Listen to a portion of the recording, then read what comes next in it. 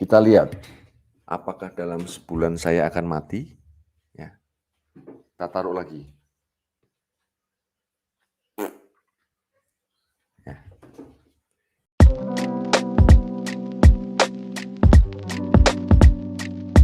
Assalamualaikum, selamat datang kembali di channel ini. Balik lagi dengan saya Luis Prasetyo. Di sini kita akan bahas soal Agustan ya. Ya biasa dengan semua statement-statement tindakannya yang ngaco dan aneh. Ya kita akan bahas saja dia, dan kali ini ngeri banget ya. Apa yang dilakukan oleh Agustan ini sebenarnya sesuatu tindakan yang tidak sepatutnya ia lakukan. Kalau memang dia ngakunya makin hidup baik, dia ngakunya itu mendapatkan sesuatu yang lebih baik daripada Kristen kemudian pindah ke sana, ya harusnya dia tidak lakukan hal itu. Tetapi tahu dilakukan apa itu? Yaitu dia taruh Alkitab, ditaruh di pantatnya dan dia kentutin. Ngeri banget, ngeri. Ya gimana ya, kalau dia ini orangnya tahu sopan santun, tentunya tindakan ini nggak boleh lakukan. Tapi kita langsung aja nonton videonya. Seperti apa tindakan yang dilakukan oleh Agustan ini sendiri. Mari kita langsung nonton videonya. Tadi saya punya rencana, Bible ini mau tak taruh di pantat, gini ya. Bukan saya enggak. Kalau saya dari awal, ketika saya berjuang di dalam Islam, hidup saya sudah saya wakafkan. Jadi keadaan apapun saya sebetulnya siap. Gemes sebetulnya, ya. Ya sebetulnya kalau challenge ini, apakah memang nanti saya diazab mati? Ya, kalau saya kan jelas sakit nih, ada sakit, dan operasinya juga tidak sempurna. Apakah saya akan diazab langsung mati? Saya jamin 1000%, ya nggak mungkin gitu loh. Jadi memang itu hal yang dicari-cari oleh si tanpa ragi. Ini manusia jahat, saudara ya. Jahat ya. Dengar-dengar sih Bandung ya. Kalau Bandung teh cocok itu, kena ya. Minimal gigi depan 2 lah lepas ya.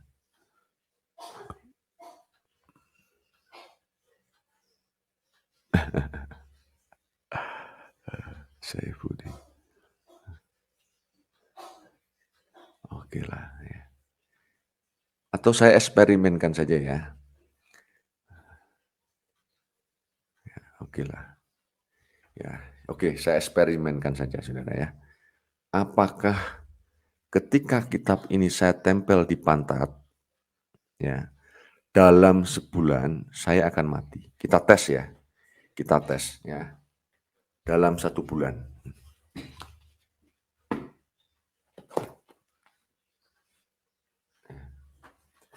Kita lihat, apakah dalam sebulan saya akan mati? Ya. Kita taruh lagi. Ya. Kita lihat nanti apakah Agustan akan mati ketika. Gila guys, gila banget. Dia taruh di pantat eksperimennya, dan kemudian dikentutin. Ada bunyi kentut tadi, tut gitu. Dan dia nantang Tuhan nih. Dia bilang, apakah kita lihat aja, apakah nanti dalam waktu sebulan saya akan mati apa enggak. Ini tindakan yang ngeri banget. Kita lanjutkan nonton, nanti saya baru komentari di belakang ya. Mari kita langsung saja kembali nonton lagi videonya. Alkitab ditaruh di pantat. Ya. Saya kira seperti itu saudara.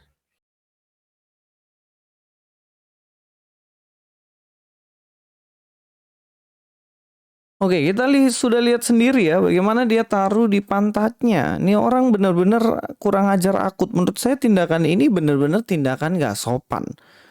Lalu sopannya di mana? Memang kalau kamu nggak suka sama orang Kristen, tidak suka kekristenan, tidak suka Alkitab, ya udah nggak suka aja gitu loh. Tapi apakah kamu harus mempertontonkan tindakan ketidaksopananmu dan kamu taruh kitab suci agama lain, kamu taruh di pantatmu, Gus? Dan itu benar-benar sesuatu tindakan yang sangat-sangat tidak sopan. Apa jadinya kalau sebaliknya dilakukan oleh orang-orang Kristen? Pasti kamu murka dan marah kan? Iya kan? Pasti, saya jamin. Tetapi sebenarnya sebagai orang Kristen apakah saya seharusnya marah? Dan memang kalau kita lihat ya sebenarnya dalam hati ya kita pasti akan marah ya. Tindakan itu kan tidak sopan sama sekali. Bayangin aja jika ada orang lewat di depanmu kemudian kamu taruh pantatmu di mukanya. Kira-kira apa respon orang itu? Apakah dia akan cengengesan? Terima kasih Pak, terima kasih banyak karena sudah taruh pantat Bapak di muka saya. Apakah seperti itu? Atau contohnya lah, misalnya anaknya Agustan ini, dia mau masuk kuliah, kemudian di kuliahnya dosennya taruh pantatnya di mukanya anakmu, Gus.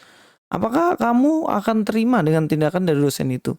Tentunya pasti akan marah kan? Pasti akan marah. Karena apa? Tindakan memberikan pantat kepada seseorang ataupun orang lain itu tindakan yang tidak sopan. Kalau kamu tidak suka, cukup tidak suka. Nggak usah lah tunjukkan, pertontonkan tindakan yang nggak benar macam itu.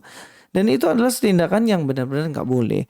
Saya nggak pikir apa jadinya jika orang lain yang melakukan itu kepada kitab Anda. Pasti Anda akan marah kan? Karena sebenarnya itu tidak boleh. Saya mengajak kita untuk belajar sedikit ya dari Alkitab. Di dalam Matius pasal 7 ayat 12. Segala sesuatu yang kamu kehendaki supaya orang perbuat padamu, perbuatlah demikian juga kepada mereka. Itulah isi seluruh hukum Taurat dan kitab para nabi. Jadi, for this is the law and the prophets. Dalam semua hukum Taurat dan juga dalam kitab para nabi itu terletak pada satu bagian ini, satu kalimat. Segala sesuatu yang kamu kehendaki supaya orang perbuat padamu, perbuatlah demikian juga kepada mereka. Artinya, kita harus berbuat terlebih dahulu sesuatu hal yang ingin orang lain perbuat pada kita. Itulah kenapa sebenarnya sebagai orang Kristen, kita nggak boleh melakukan tindakan semacam itu. Karena tentunya kita nggak mau jika orang lain itu melakukan tindakan yang sama untuk diri kita. Jadi apa yang dilakukan oleh Agustan ini, apakah sebenarnya tindakan ini dibenarkan? Ya saya nggak tahu dalam ajaran agamanya. Tetapi kalau di dalam Kristen sendiri ini jelas tidak diizinkan dan tidak boleh. Alasannya sederhana. Karena kita sendiri sebagai seorang Kristen kan nggak mau kitab kita digitukan. Maka kita nggak boleh melakukan itu. Apa yang kita mau orang lain perbuat pada kita, kita lakukan terlebih dahulu. Seperti contohnya, jika kita ingin orang itu berbuat kasih, menghormati kita, maka kita harus menghormati dia terlebih dahulu. Itu di dalam ajaran Kristen. Saya rasa Pak Agustan ini tentunya kalau melakukan hal-hal kayak gitu, orang lain yang lakukan pasti dia marah kan. Karena disenggol dikit aja udah ngamuk-ngamuk. Saya ingat waktu itu dia ribut sama Pak Risuli Lubis.